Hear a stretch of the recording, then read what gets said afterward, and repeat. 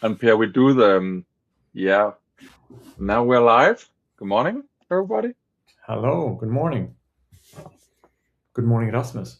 Yeah, good morning, Pierre. It's a long time since last webinar we did together. Yeah, it must have been. This spring has gone so fast, but it must have been more than a month since we had one of these. Yeah. We're just doing a little bit of small talk. Welcome to the next one that is coming in. We're just doing some small talk to let people come in and make sure they have a fresh cup of coffee. And we'll. This is a roundup of our webinar series before summer.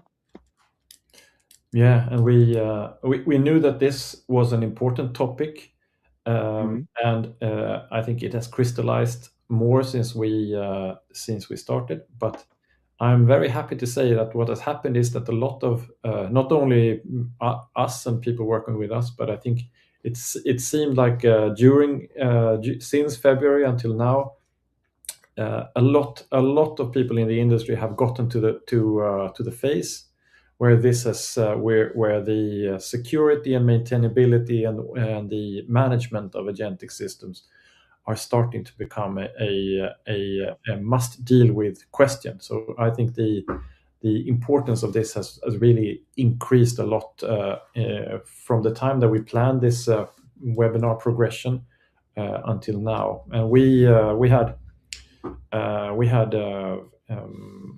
Gustav, our head of customer success, who was at the Realcom, IBCom. Who knows which is the conference and who is the what the con and com. But anyway, in San Diego 2 weeks ago, and there sort of his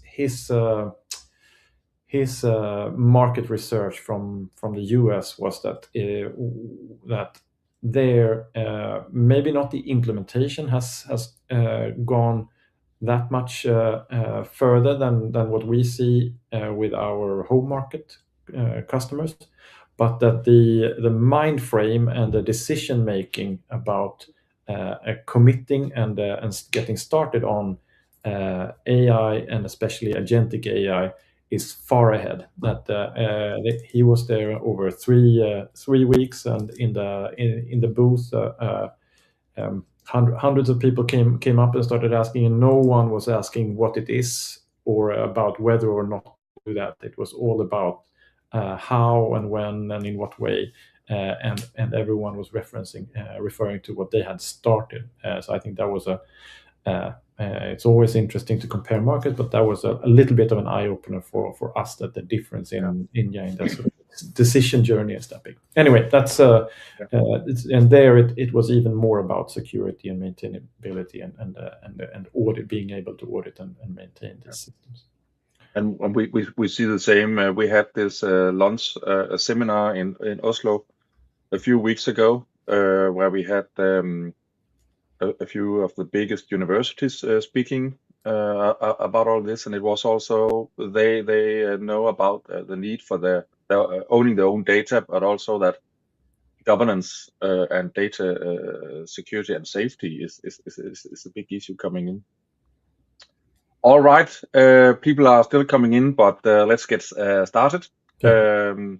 As we have a lot of you that is attending now that have been on most of the previous, so you know that everything will be recorded and you'll get a link afterwards. This is the last webinar in this series. We'll continue until 9:50, so 10 minutes to 10.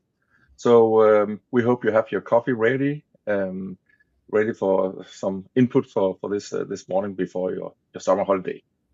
And, we have and the chat is open, and there you also see the link to the after party, to the deep dive. So if you want to dig in more, and if you want to have more detailed questions, there's a Google Meet where we can follow up. And if you have questions that you would like to post that will not be open, then use the Q&A functionality. We will keep an eye on those both during the webinar, and we will make sure to, if we don't have time to answer it during the webinar, we will get back in writing directly to you if you ask a question there. Yeah. And this is an overview of the 6 different webinars in this series. And we have taken you all the way from what is an agent, how do we work with the data, how do you onboard your data, and everything is also available on our webpage. It's in the LLM or Agentic friendly webpage, so you can of course watch the YouTube videos, and they're also transcribed, so you can point your chat or your notebook LM, whatever you're using, to these YouTube videos and get summaries. But you can also read our wrap up of all these webinars on our webpage. And the agenda for today is this intro: what is it that we're doing, and what is the necessities and the responsibilities that you are taking over when you're beginning to work with your own data, taking them in-house from your third-party suppliers. We'll talk about guardrails, compliance, and how you document these agents, your new team. And we'll also invite you to come up with some ideas, topics, what you would like to hear in our next series, which will begin after summer. And as usual, we have this deep dive session afterwards in a Google Meet, where we are happy to discuss specific issues and more questions. So, what is it that's happening? We see these chatbots coming up in a lot of applications now. And as a preparation for this, I used our own internal LLM to get some of the presentations. And what you see here is actually a contextual question. I'm asking our bot, I need the latest presentation from Eric used at the event at Scarpa. So now our internal agent knows that this is this kind of seminar, and this is this kind of presentation that Rasmus is looking for. But it's also making sure that I don't get access to information that I'm not allowed to. And that's one of the big things in this, that we need permissions, we need policies, and we need to make sure that the agents is not working with the wrong data or sharing the data for that sake. So this is just one of our different agents we work with internal. We have quite a few, and that helps us with the onboarding stuff, for instance.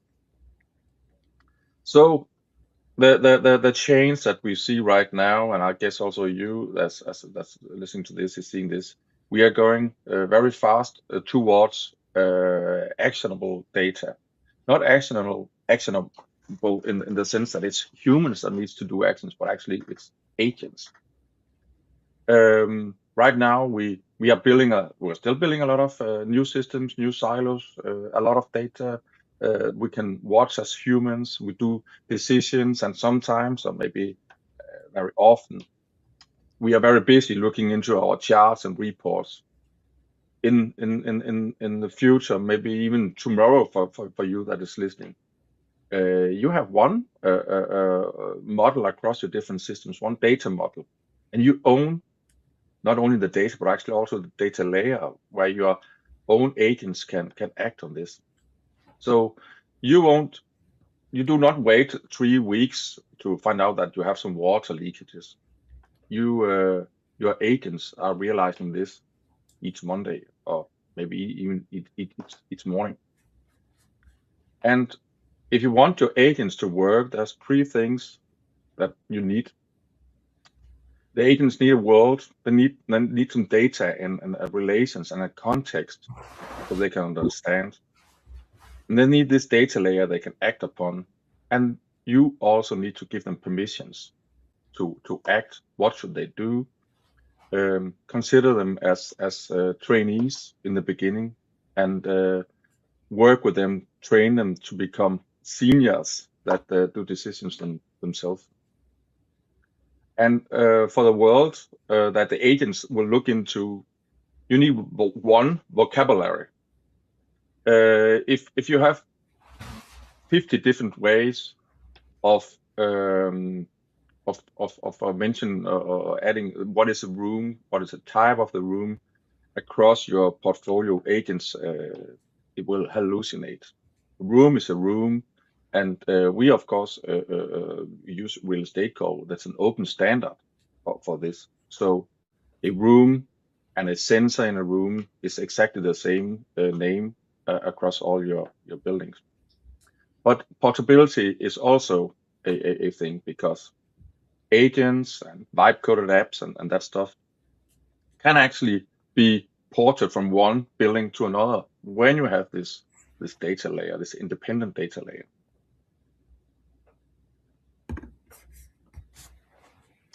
Next thing is that you need to work more to be in control of your own data. Your data is your data, or the building's data is your data. And when you are starting to work on your own data, you also take in some responsibility, because now you need to control the data. You need to make sure that the data are correct and valid. So it gives you some new possibilities, but it is also giving you some responsibility. And it's not necessarily a task for your facility management team or in your energy team. It's also a procurement and a contract question. So you need to make sure that you own the data and have not been locked into third party in a sense or in a matter where you're not in control. And the third thing is that you need to make sure that your agents have the permissions. You need to make sure that the agents have access to the data that is relevant for the agent. And for instance, we have this nighttime ventilation saver agent. We have used that as an example quite some while now. It has to be able to look in your ventilation data and occupancy, your energy data, and also the weather signals. And when we model them in the real estate core, it makes it possible for the agents to get this contextual insight and do the reasoning across these different kind of data. And it's not working on third-party APIs or applications. It's working on your own data that is in the same data storage, you can say. And that is you that is controlling what kind of data would you like the agent to work on. And you get the ventilation saver agent to work, for instance, in the off-peak hours. And that's you that decides that, and you define what it actually does. So that's 3 questions to take back to the portfolio, but also to have in mind when Pia is going into all this with the governance. What is the decisions that you want to have the agent to do, and which decisions do you want to manage? We call this the human in the loop. In the beginning, the agents will ask you, can I do this? Am I allowed to do this? I found this, should I do this? And you are in very much control. Later, you will let the agent do more actions by itself when you have trained the agent. You also need to go back to your portfolio. Who is the owner of the data? And also, how is the access to these data? And is there any requirements? Maybe there's a cost related to that. Maybe some of these costs are related to the EU acts about your access to the data. And the last is that there's a lot of features you already have been paid for, but maybe, or you have paid for, but maybe you're not using them. Maybe this is a time for you to add agents, so agents are operating on these features. I think it's interesting listening to this. It follows a little bit of the same lines that we'll get to in a minute, but in many ways, moving from traditional work to agentic work just means that everything is really put to the test. If you really have access to your data, if you really have governance over your data, if you really have a clear policies, clear boundaries, clear groupings of which are the security class properties that you maintain. Do you know where things are? Do you know how many they are? Do you know what the exact process is from data gathering to action through analysis? And a lot of these things where with traditional work, we as capable and smart humans have been maybe too elastic, so that we sort of glue over things that are unclear. Maybe you have access to data from your third-party vendor, but not really. You can see it in an interface, but you do not really have access, and maybe legally you don't have proven access to it cost-free. And we'll get to the security and sort of permission and auditability framework in a second. But it also is on a more functional level, whether you have clarity and precision in the processes and the decision framework that you have, that you without without knowing it, you're doing it every day when you perform your work, but it's not really specified and clear what that is, and the journey of making it into an agentic workforce, whether it's helping you or performing tasks, will sort of put all of these things to the test. And I think that's very interesting. This. Absolutely. So with that introduction, Per, over to you to speak about something that somebody thinks this is very boring, but it is a necessity. Speaking about security, permissions, auditability, and that stuff is by far the second most asked questions we get when we speak with customers. They want to know, what is this Proptech OS? What is it you're doing? And all right, we need to go to our IT, and then we are discussing all this, and it is important. And if you haven't got a plan for this, it will be a huge blocker for rolling out the agents. Yeah, that's exactly what I was going to say. That there are two ways of looking at this, and one of it is this trust cliff that we are approaching. That in order to really get the benefit of what we now can do, automated work and automated optimization analysis and work that's being performed, before your organizations, your customers get to really adopting and to feel good about that being automated, there is a cliff of trust that we will need to climb, and it's not until we get to where it's where everyone feels that this is beyond 99 point something percent safe and secure and known what the outcome will be. Then, as you say, Rasmus, then we can roll this out. It's also about compliance and just good security practice to review what new things that come into play when we bring generative and agentic AI into the picture.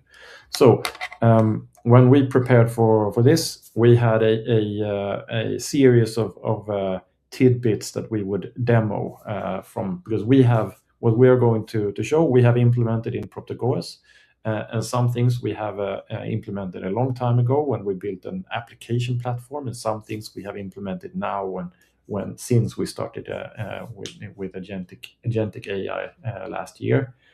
But when we looked at it that would have been a 3-hour meeting with watching demo on different administration screens. So we will walk through security, how to make sure we maintain access and misuse of agentic systems, guardrails and permissions, so setting up what these agents can do and what limits what they can do, and also auditability, so seeing what happens, tracing actions, and maintaining the organization of an agentic workforce. And this is so that you will get after this webinar, you will have a mental framework for what to do. You will have some references to the emerging best practice, and you will have our take on what we have done when we have implemented this in Proptech OS in the product. And we have a parallel. Sometimes the product is in front of what we are doing to agentify our own work, and sometimes the way we agentify our own work is a little bit ahead. But we are applying the same principles, and we are running into the same problems and the same things that need to be built and solved when agentifying how we run Proptech OS. So everything from marketing to building, testing, and maintaining software, to performing administrative tasks, and even using Proptech OS is to a higher degree agentified now, and in a month it will be more, and in 2 months it will be more, and so forth. So that will be the goal of this. We can move on to the first of these three, the security. So when reviewing the sort of IT security and data security aspects of agentic systems, it comes down to good practice that you hopefully already do. So your data is not just a big pile that you either have access to or not. You have everything encrypted where it should be. You have a good way of maintaining who has access to it and not. So with agentic systems, agentic security, it builds on the IT and data security that you already have. There are just some new avenues that come into it. And in the same way that what Rasmus described before, it really puts your IT security to the test. Because here, if this is sort of an exploit or a vulnerability is multiplied when the boost of AI and agentic AI is added to it. So identity, access control, encryption, network security, everything is just what you have already, or what you should have already. And if we move on to the next slide, so there are a couple of things that are new about this. So this is mainly two things. So one is these agents and AI as an escalation path. So this is now a new actor. These agents are actors that have privileges, and we'll get to what those privileges are in the next section. But we have this new in a lot of ways, your AI, whether it's assistants or agents, they are a very, very smart and very, very ambitious, but completely inexperienced coworker that you have. And you can, when working with them, you can really see how they are so good at what they do, but they still make a lot of rookie mistakes. And that's also a security risk, that someone, maybe you don't have access to data or actions, could have access to an agent and could convince them to do something that they really shouldn't do.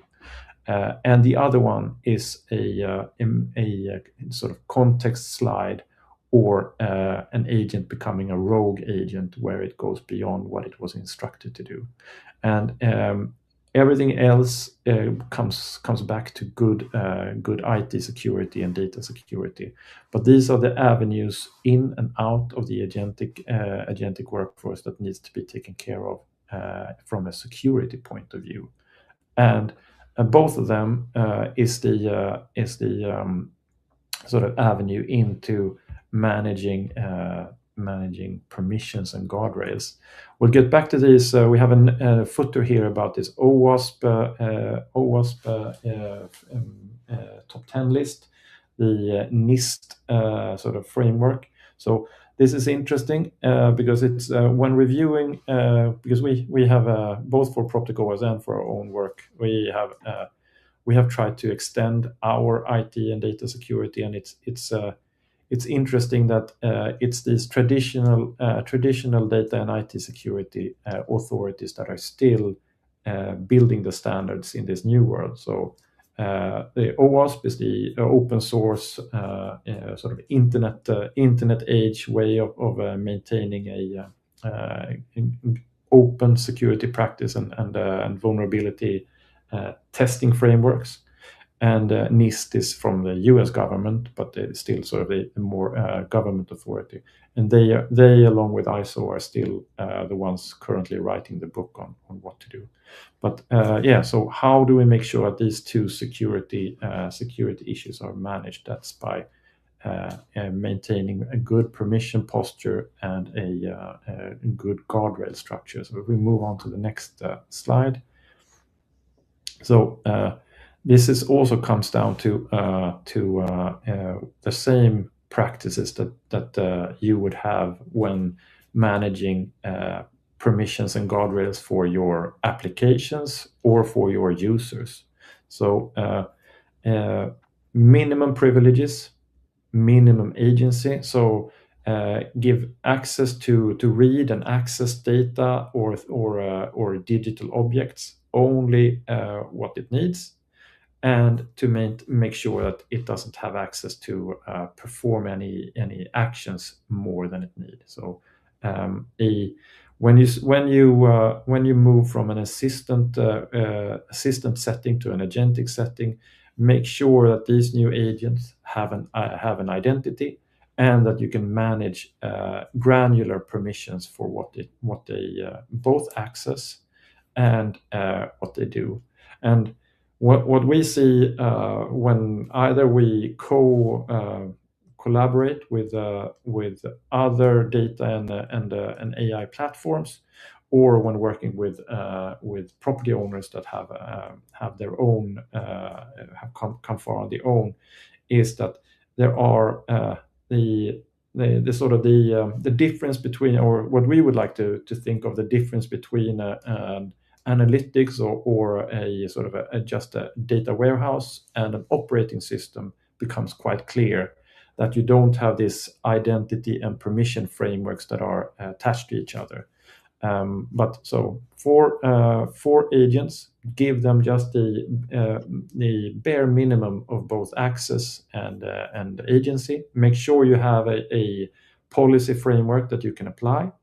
And what we have started to do, and this goes back to the agentic era, just sort of amplifying the needs and the same structure that was already there, is that we have moved towards these zero standing privileges principle and to just-in-time security. So when agents in Proptech OS do work for us, they have no access to anything, and when they are going to do something, the first thing they are doing is they're describing to an authority exactly what they should do, with a reference to something. In our case, we have the reference in our project and task management system. So this is very similar to this is the same principle of someone doing physical work and needing to have a work order in order to have access to the physical premise to do it. So the agentic era, when has pushed us to adopt zero standing privileges. So agents have no access unless they need it, and to have just-in-time security, so that when they do get temporary privileges, it is really task-specific and temporary. So make sure you have this to minimize the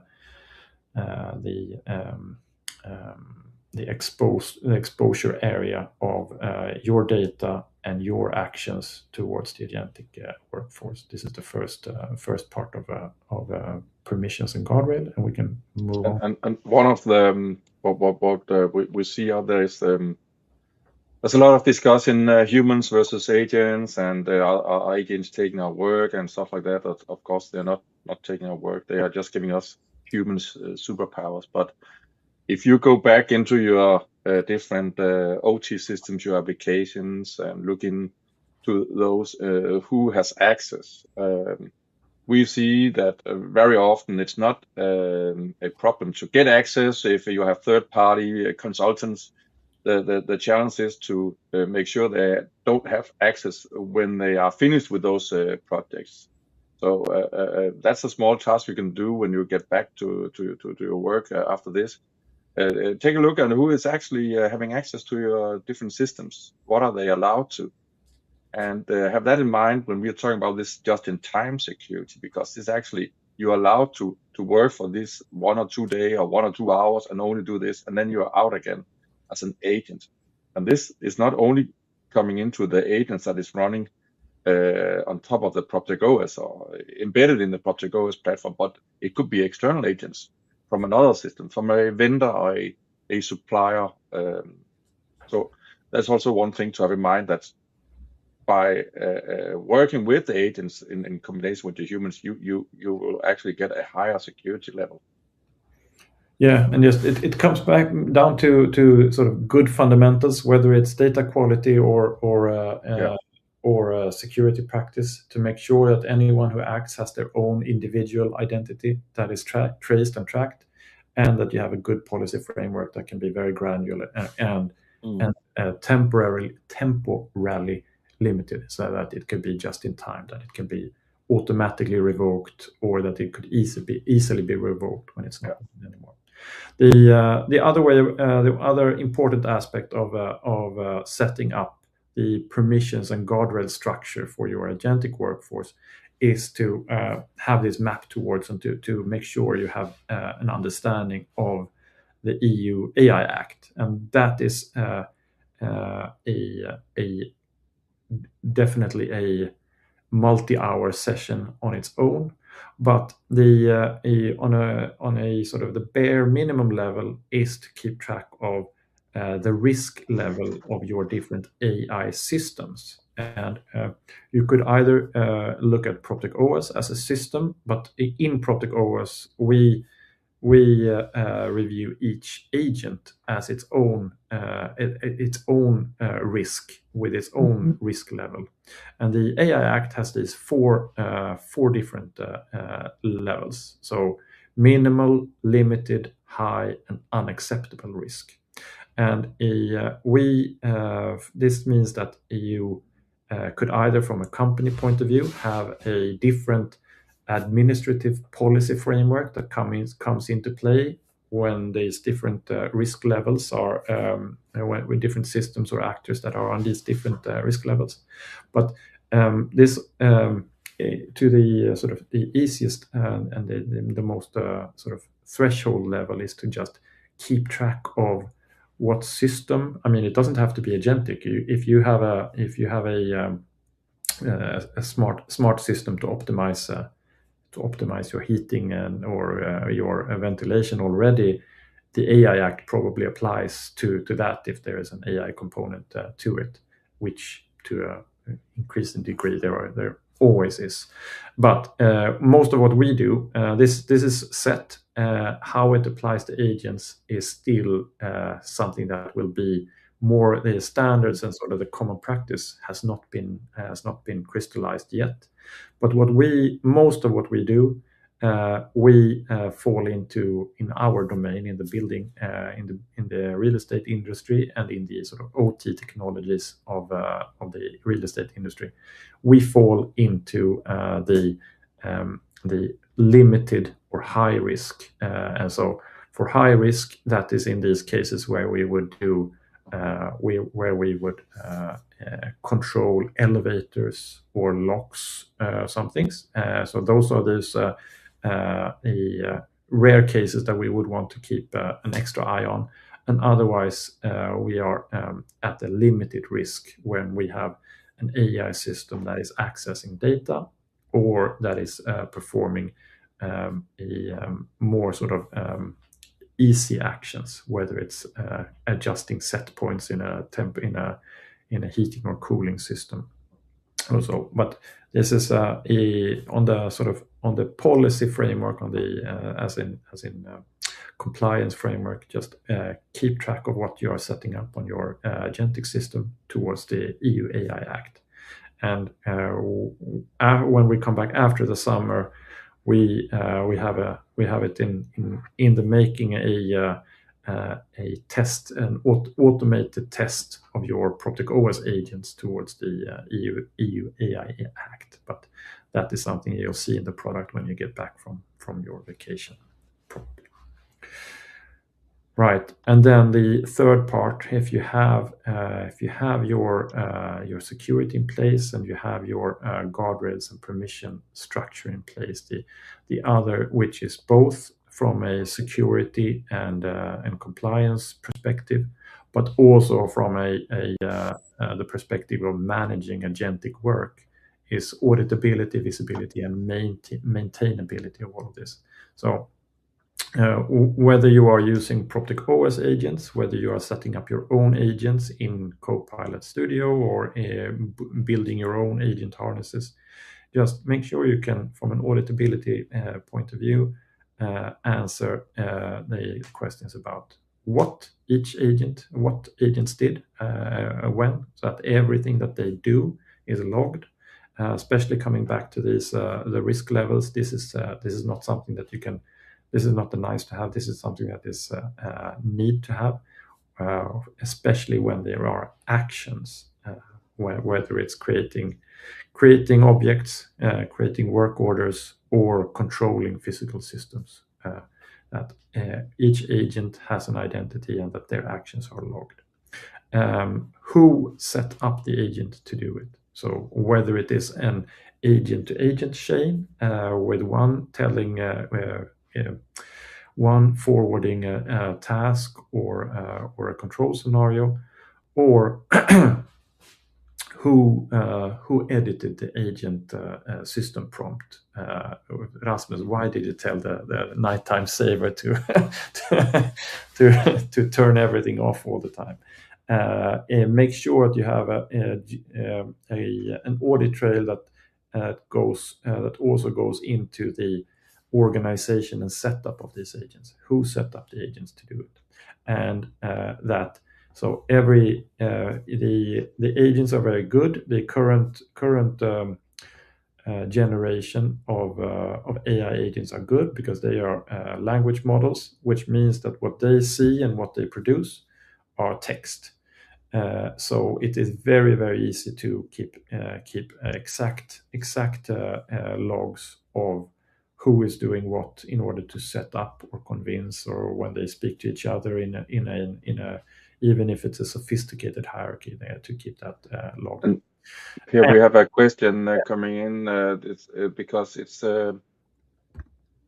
how do we manage? Is agents only inside Proptech OS, or what about agents from the outside? I guess that's maybe if you have a vendor or a service contractor's agents working into to Proptech OS. How does this, as far as I understand the question, otherwise you can write again, but how much of this is inside Proptech OS, the platform, and how much is available for agents coming from the outside? Yeah, so we try to make sure we sort of play a good part in this, and so that we for the agentic work that is done completely in Proptech OS, that we take full responsibility for it. So when it is an agent process or organization in Proptech OS, then everything is logged, from who set up and why, who tasked the agent to do something, the agent prompt, and etc. But yeah, what we will see more and more over time is where these agents are living somewhere else, whether it's in third parties or in the property owner's own system. And then what we from Proptech OS do is that we make sure that there is no access that is not tied to a specific identity, that even external agents can be registered as their own identities in Proptech OS. And the same thing as it has always been in Proptech OS, that any action, whether it's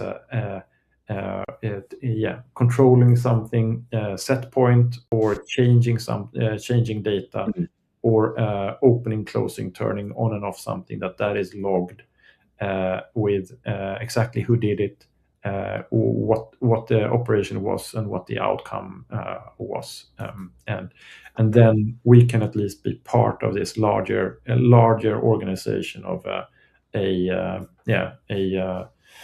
an external expert agent working on behalf of a property owner, or the property owner's own expert agent in their Claude Cowork or their Copilot Studio. But then we can only make sure that we don't have anything, everything sort of our side of the fence is logged and auditable and visible. Good. Yeah, but I think the conventions of these global agent-to-agent interactions and the something similar to, if we go on a technical level, something similar to a globally recognized trace ID to keep track of these larger agentic work chains. I think that will be developed over time. And for auditability and maintainability, group and organize your agents just like you would otherwise. And this is so that you keep track of different levels in the different risk levels, and so that you can apply your own administrative or technical policy framework. And for us, this is both on an organizational level, where you could group agents by region or by team or in organizations, but also in their level of seniority, from task runners that have a very limited risk level, and which will be hundreds of them, so that you can manage them and audit them in one way. Group experts per domain, per region, per responsible technical technician, and then to have a few supervisors or executor agents that have the possibility to have higher privileges, but so that you can have a different policy framework applied to them, both in Proptech OS and in your administration. Yeah, that's the last specific one. And this as we have said over this last year or so, we're all rookies. It definitely applies to this area. Even these global authorities, you can see that things are very much still moving and emerging. But there are we have used this, especially the OWASP Top 10 Agentic application, this framework for sort of identifying potential vulnerabilities. We have applied that. There is a lot of good resources, but it's also clear that it's still forming. Yeah. Not too many questions to this. But a few words on how we can support you in this. We started out with the MCP and that kind of integration and interfaces last summer, and we had our first agents up and running around October, actually working on customers, and we released our agent application around December and officially in February. And we have developed different kind of services where we can work with you and your team, making sure that we help you with the governance about this. We become your friends in terms of trying to understand what is you want to achieve, and we provide premium support services and workshops for this. To help you start it, but on the long term, we will also see that a lot of IT companies and security companies will support this, of course, also from your internal IT departments. So let's try something new. We have had now 6 webinars. We have not, in this series, we have not used the poll function or the poll feature. So this is the last webinar before summer. And we're looking into webinar topics for the next series that's coming up after summer. So let's try to open up the poll and see if something is in your mind that you would like to see. I can see quite a few of you have been attending several of our webinars. So feel free to add. I think we'll take 1 or 2 minutes, and I can hear somebody is typing. I think it's you, Per. Yeah.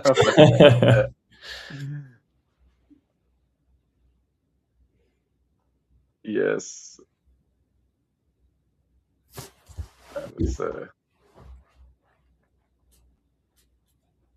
There's several comments coming in. Reference case, yes. Reference case. We actually had a very good seminar in Oslo where KLP was attending and telling about their experience. They have quite a few agents running, and how agents are working together, do's and don'ts. Agentic personas, yes. So like actually the different agents that is like an energy assistant or an district heating expert. Yeah, right. Yeah, that's a good agentic workflows. Yeah, because it's a human workflow. How much of that can be replaced or supported? Really good. Thank you. Really good inputs. We also have a lot of inputs from other events we have done. So this is certainly something we will have in mind.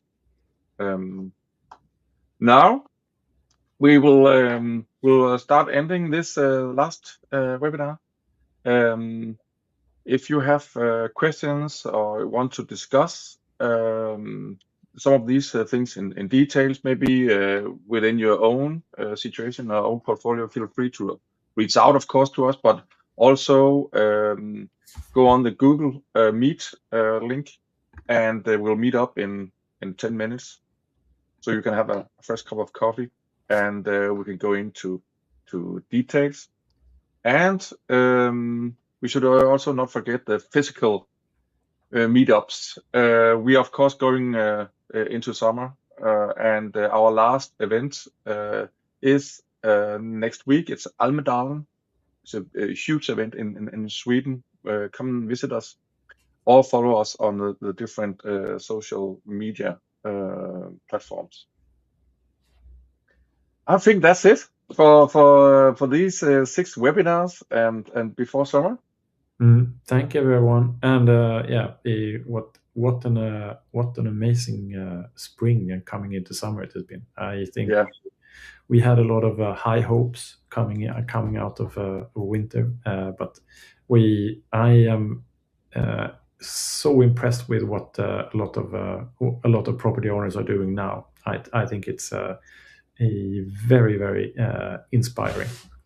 And we hope to continue to be part of it. But it's I think if we are coming out sort of confirmed in our conviction of where things are going. Yeah. Good. Thank you, everybody. See you either in a moment or after summer.